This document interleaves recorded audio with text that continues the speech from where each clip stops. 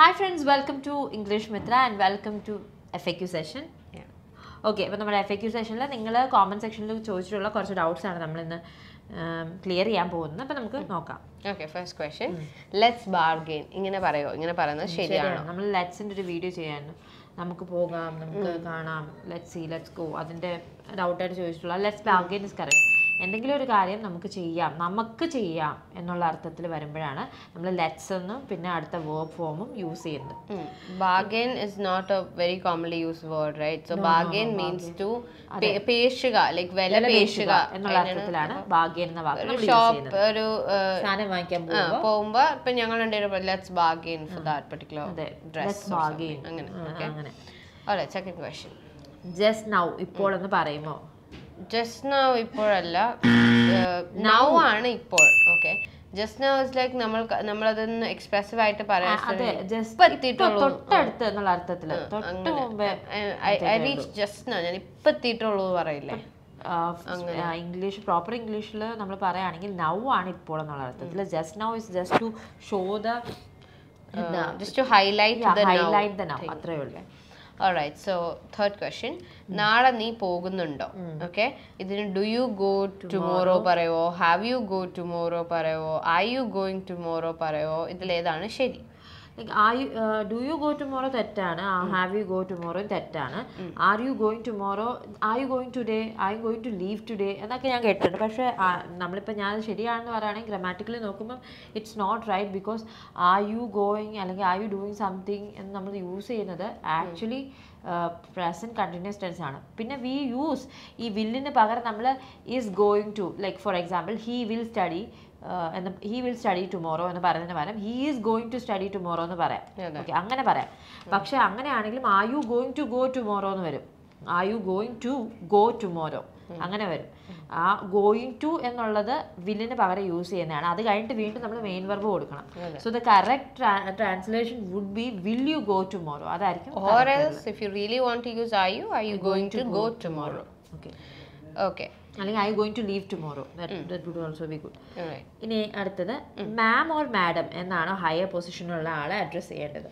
C, madam എന്നതിൻ്റെ short form ആണ് ma'am എന്ന് പറയുന്നത്. നമ്മൾ MA കഴിഞ്ഞിട്ട് D എഴുതാതെ അപ്പോസ്ട്രോഫി ഇട്ട് AM എന്ന് എഴുതുന്നതിന് മാഡത്തിൻ്റെ തന്നെ ഷോർട്ട് ഫോം ആണ് മാം എന്ന് പറയുന്നത്. അപ്പോൾ നമ്മളൊരു ഫോർമൽ ലെറ്ററൊക്കെ പക്കാ ഫോർമൽ ലെറ്ററൊക്കെ എഴുതുന്ന സമയത്ത് നമ്മൾ മാഡം എന്ന് തന്നെ എഴുതുന്നത് നല്ലത്. കാരണം ഷോർട്ട് ഫോംസ് നമുക്ക് അങ്ങനത്തെ ഒഫീഷ്യൽ ലെറ്റേഴ്സിലൊന്നും യൂസ് ചെയ്യാൻ പറ്റില്ലല്ലോ. സോ നമ്മൾ ഇങ്ങനെ എഴുതാറ് ഡിയർ സർ ഓർ മാഡം പറഞ്ഞിട്ട്. ഓക്കെ, പക്ഷെ നമ്മൾ കോമൺ യൂസേജിൽ നമ്മൾ മാം എന്ന് പറയുന്നത് നമ്മൾ ടീച്ചേഴ്സിനെയൊക്കെ മാം എന്നല്ല വിളിക്കാറ്. അത് ആക്ച്വലി മാഡമിൻ്റെ ഷോർട്ട് ഫോം ആണ്.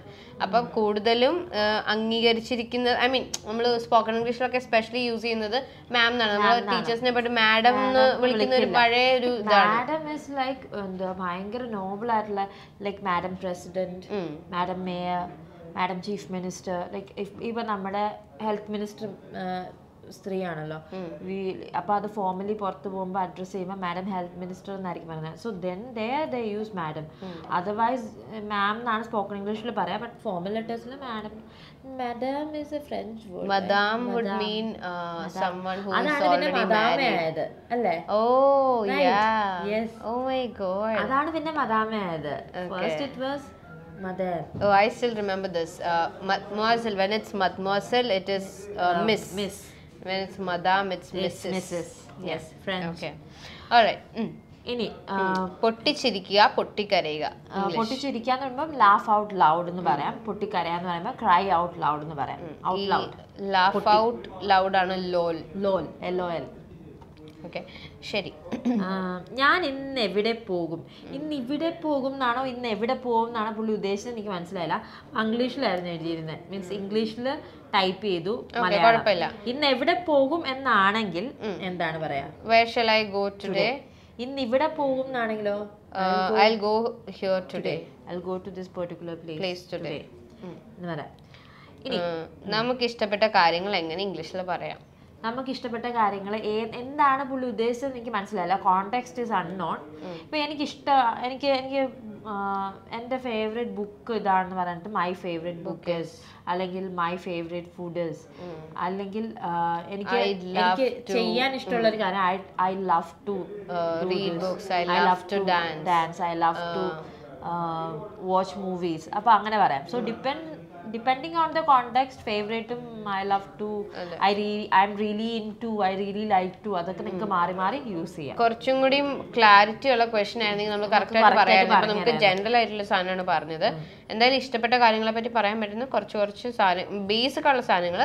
My favourite whatever it is. പിന്നെ I would like to, I like to, I love to, I'm really into music. I enjoy doing അതൊക്കെ കുറേ ഉണ്ട് അങ്ങനെ. പിന്നെ അടുത്തത് would have been, could have been, should have been, have been. ഇത് മാഡത്തിന്റെ ഏരിയയാണ്. would have been, could have been, should have been. But actually പറഞ്ഞുകൊടുത്ത് എനിക്ക് തന്നെ ഇപ്പോൾ കൺഫ്യൂഷൻ ആയി. സംഭവം വളരെ സിമ്പിളാണ്. would have been എന്ന് പറയുമ്പോൾ it's like I would have been a doctor if I had studied well. അപ്പോൾ എന്ന് വെച്ചാൽ ഞാൻ നന്നായിട്ട് പഠിച്ചിരുന്നെങ്കിൽ ഞാൻ ഡോക്ടർ ആയനെ എന്നുള്ള അർത്ഥമാണ് വരുന്നത്. എക്സാക്ട് മലയാളം ഞാൻ പറയുന്നില്ല. ദ സിറ്റുവേഷൻ ഈസ് ഇപ്പം അങ്ങനെ അല്ല. ഇപ്പം ഞാനൊരു ടീച്ചറാണ്. ഇപ്പം ഞാൻ പറയാണ് if I had studied well, I would have been a doctor. ഞാൻ നന്നായിട്ട് പഠിച്ചിരുന്നെങ്കിൽ ഞാൻ ഡോക്ടർ ആയിരുന്നേനെ. സോ ഇതെന്ന് പറയുന്നത് ഇല്ലാത്തൊരു സിനേറിയോ ഞാൻ ഇമാജിൻ ചെയ്ത് പറയുമ്പോഴാണ് ഞാൻ വുഡ് ഹാവ് ബീൻ യൂസ് ചെയ്യുന്നത്. കുഡ് ഹാവ് ബീൻ എന്ന് പറയുമ്പം ഒരു പോസിബിലിറ്റി ഉണ്ടായിരുന്നു, ഒരു പോസിബിലിറ്റി ആയിരുന്നു അത്, പക്ഷെ അത് നടന്നില്ല. ആ കേസിലാണ് could have been. I could have been a doctor. കഴിയുമായിരുന്നു, എനിക്ക് കഴിയുമായിരുന്നു, പക്ഷെ ഞാൻ ആയിട്ടില്ല. എനിക്ക് അതിനുള്ള കഴിവുണ്ടായിരുന്നു, പക്ഷെ ആയിട്ടില്ല. It's a present possibility but it's not reality അല്ല. ഷുഡ് ഹാവ് ബീൻ എന്ന് പറയുന്നത് ഇങ്ങനെ ചെയ്യണമായിരുന്നു. I should have been a doctor, ഞാൻ ഡോക്ടർ ആകണമായിരുന്നു എന്ന് പറയുമ്പോഴാണ് you use should have been. Then have been is used in present perfect continuous tense to indicate something that started in the past and is still continuing in the present, going towards the future. It hasn't reached in the future, but still it's there in the present. അങ്ങനെ I have been waiting for you for the past 10 minutes. കഴിഞ്ഞ 10 മിനിറ്റാണ് ഞാൻ നിന്നെ ഇവിടെ wait ചെയ്തുകൊണ്ടിരിക്കുകയാണ്. ഇപ്പോഴും wait ചെയ്തുകൊണ്ടിരിക്കുകയാണ്. 10 minute മുന്നേ തുടങ്ങിയ ആക്ഷനാണ്. ഈ കേസിലാണ് have been. I think I have explained this. I was thinking about the same. I was just thinking, I have no idea how many times you would have explained but ഇപ്പോഴും ആൾക്കാർക്ക് ആ doubt ഉണ്ടെന്നുള്ളത് it's really എന്താ ഭയങ്കര surprising ആണ് എനിക്ക്. But any how നിങ്ങൾക്ക് ഇപ്പോഴും ആ ഡൗട്ട് ഉണ്ടെങ്കിൽ ഇവിടെ മേളിലൊരു കാർഡ് കാണിക്കും. Could have been, would have been, should have been അതിനകത്ത് കവർ ചെയ്തിട്ടുണ്ട്. നിങ്ങളൊന്ന് പോയി കണ്ടു നോക്കുക. ഡെഫിനറ്റ്ലി നിർബന്ധമായിട്ട് കണ്ടു നോക്കുക. നമ്മൾ കോമൺ വീഡിയോസിനകത്ത് തന്നെ എത്ര വർഷം എടുത്തൊന്നും ഒന്നും എനിക്കറിയില്ല. Okay, I wonder and I M afraid. അത് എന്താണ് യൂസ് ചെയ്യുന്നത് എപ്പോഴും? I wonder one case when you're being polite, like you know, I wonder if you could I wonder if you could drop me there എന്ന് ചോദിക്കുമ്പോഴത്തേക്ക് polite ആയിട്ട് നമ്മൾ request ചെയ്യാണ്. അതെ, അതിനൊരു മലയാളം ട്രാൻസ്ലേഷൻ ഒന്നുമില്ല. അത് കൂടുതലും എന്താ ലൈക്ക് നേറ്റീവ് സ്പീക്കേഴ്സിന്റെ ഒരു language. I wonder if the shop is open today. അപ്പം ഷോപ്പ് തുറന്നിട്ടുണ്ടാവോ ആവോ ആ ഒരു സാധനം. പക്ഷെ അവർ പറയുമ്പോൾ I wonder if the shop is open today എന്നുള്ള രീതിയിലായിരിക്കും പറയുന്നത്. when you're asking for an opinion or when you're asking a doubt in some cases or when you're asking for a request, നിങ്ങൾക്ക് ഇത് യൂസ് ചെയ്യാതിരിക്കാം. It's just the optional expression ആണ്. Also it's a polite way of saying it. Very polite way. British way of saying. ഇപ്പൊ നമ്മള് എന്തെങ്കിലും ഒരു information ചോദിക്കുമ്പോഴത്തേക്ക് നമ്മൾ straight ആയിട്ട് ചോദിക്കാം, കട തുറന്നിട്ടുണ്ടോ അറിയാവോ എന്നും ചോദിക്കാം, അവോ കട തുറന്നിട്ടുണ്ടാവോ എന്നും ചോദിക്കാല്ലേ. അപ്പൊ ആ ഒരു ഡിഫറൻസ് ആണ് ക്രിയേറ്റ് ചെയ്യുന്നത്. അതുപോലെ തന്നെയാണ് ഐ എം എഫ്രൈഡ്. ഇപ്പൊ നമ്മളോട് നിങ്ങൾക്ക് ഇതിനെപ്പറ്റി അറിയാമെന്ന് ചോദിച്ചാൽ നമ്മളാണെങ്കിൽ ഞാനാണെങ്കിൽ അത്ര പോലും പറയില്ല. I'm not sure about it. I'm afraid I don't know. പിന്നെ then again you use it to show your disagreement politely. I'm afraid I cannot agree with you in this. I'm afraid I cannot help you.